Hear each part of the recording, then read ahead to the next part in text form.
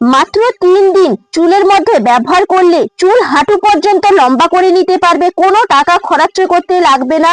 প্রাকৃতিক উপায়ে এই রেমেডিটা বানানো যায় এবং বাড়িতে কিন্তু প্রত্যেকেরই উপকরণগুলো থাকে।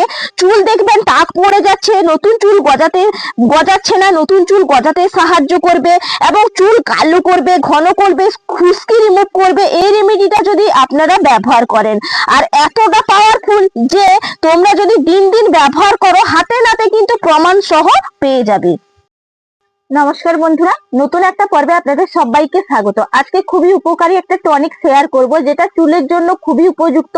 চুলটাকে মোটা করতে সাহায্য করবে, চুলটা শাইনি করবে, সিল্কি করবে, কোমর পেরিয়ে যাবে। আপনারা বিরক্ত হয়ে কিন্তু চুল কাটতে বাধ্য হবেন। সপ্তাহের মধ্যে দেখবেন আপনাদের চুল এত পরিমাণে লম্বা হচ্ছে যে আপনারা হয়রান হয়ে যাবেন। চলুন তাহলে আমি কি করে আজকে টনিকটা তৈরি করি, পুরোটা চোখ রাখুন।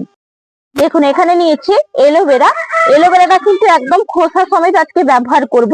দেখুন এলোভেরাটাকে প্রথমে ভালো করে কিন্তু কেটে নেব। এই এলোভেরা কিন্তু আমাদের চুলটাকে সুন্দর করতে, শাইনি করতে, সিল্কি করতে, লম্বা করতে, নতুন চুল গজাতে সাহায্য করে। এইভাবে কিন্তু ছোট্ট ছোট্ট টুকরো টুকরো করে কেটে নিতে হবে।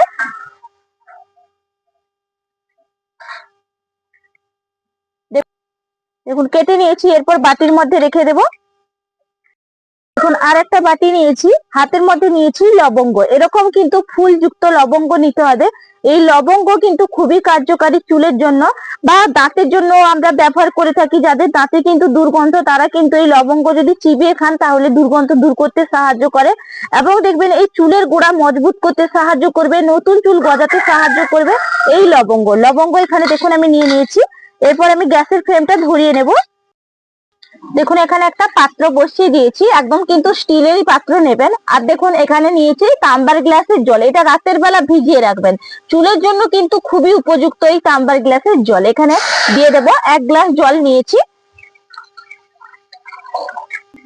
দেখুন এর সঙ্গে দিয়ে দেব লবঙ্গ। লবঙ্গ থেকে যে নির্যাসটা বেরোবে সেটাই কিন্তু আমাদের লাগবে। দেখুন এখানে লবঙ্গটা আমি ফুটিয়ে দেব প্রথমে। দেখুন লবঙ্গটা কিন্তু একদম ফুটিয়ে নিয়েছি। দেখুন লবঙ্গ থেকে কিন্তু অনেকটা দেখুন কালার চেঞ্জ হয়ে গেছে জলে। লবঙ্গ থেকে নির্যাসটা কিন্তু একদম বেরিয়ে গেছে। এই সময় আর একটা উপকরণ দিতে হবে। দেখুন এখানে নিয়েছি 1 চিমটে মতো হলুদ। হলুদটা কিন্তু চুলের জন্য খুবই উপযুক্ত, এই জন্য হলুদ শুধুমাত্র 1 চিমটে দেবেন, বেশি দেওয়ার দরকার নেই। দেখুন 1 চিমটে হলুদের গুঁড়ি দিলাম। আর দেখুন এই যে এলোভেরাটা কেটে রাখলাম, এই এলোভেরা কুচিগুলো দিয়ে দিতে হবে। দিয়ে কিন্তু সুন্দর করে ফুটিয়ে এই এলোভেরা থেকেও নির্যাসটা বের করে নিতে হবে। দেখুন একদম কিন্তু টনিকটা তৈরি হয়ে গেছে, সবগুলো নির্যাস মিশে গেছে। এরপর এটা গ্যাসের ফ্লেম বন্ধ করে ঠান্ডা করে আবার আসছি। দেখুন টনিকটা কিন্তু একদম ঠান্ডা করে নিয়েছি। আর দেখুন কালারটা কত সুন্দর চলে এসছে।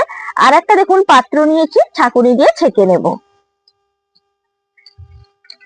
দেখুন পুরোটা সুন্দর করে ছেঁকে নিলাম। আর এই টনিকটা সপ্তাহে 4 দিন কিন্তু ব্যবহার করবেন, খুবই কার্যকারী হবে। এর সঙ্গে আর একটা উপকরণ কিন্তু মিশিয়ে নেব। দেখুন এর পরের উপকরণ হচ্ছে নারকোল তেল। নারকোল তেল চুলটাকে মজবুত করতে সাহায্য করে, একদম গোড়া কিন্তু শক্ত করে। তার কারণে আমরা নারকোল তেল ব্যবহার করি, হেলদি করে, চুলটাকে নতুন চুল গজাতে সাহায্য করে এই নারকোল তেল। নারকোল তেল এখান থেকে কিন্তু 1 চামচ নিয়ে নেব। দেখুন 1 চামচ কিন্তু ভর্তি ভর্তি নিয়ে নিলাম। এর সঙ্গে সুন্দর করে মিশিয়ে নেব।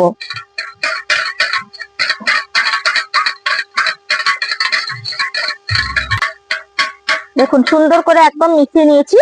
এরপর কিন্তু একটা স্প্রে বোতলের মধ্যে আমি ভরে নেব পুরো টনিকটা। এটা কিন্তু পুরো 1 মাস চলে যাবে।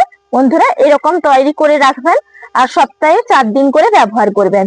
আর রাতের বেলা পারেন যদি ঘুমানোর আগে 1 ঘন্টা আগে নিয়ে নেবেন, না হলে যদি সকালবেলা নেন তাহলে স্নান করার আগেই কিন্তু 2 ঘন্টা আগে নিয়ে নেবেন। আর যদি মাথা ধুতে ইচ্ছে করে তাহলে কিন্তু প্লেন জল দিয়েই মাথাটা ধুয়ে নেবেন। দেখুন টনিকটা তো একদম তৈরি হয়ে গেল। আপনাদেরকে একটু দেখাই। দেখুন এইভাবে কিন্তু নিয়ে নেবেন চুলের মধ্যে।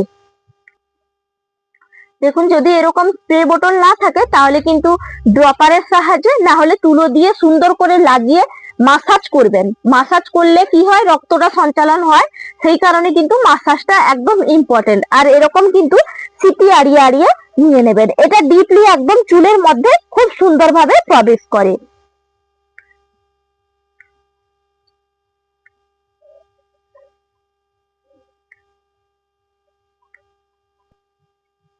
দেখুন আমি তো লাগিয়ে নিয়েছি, আর এটা শুধু স্ক্যাল্পের মধ্যে লাগাবেন, লেন্থে লাগানোর কোনো প্রয়োজন নেই, কারণ স্ক্যাল্প থেকেই কিন্তু নতুন চুল গজায়।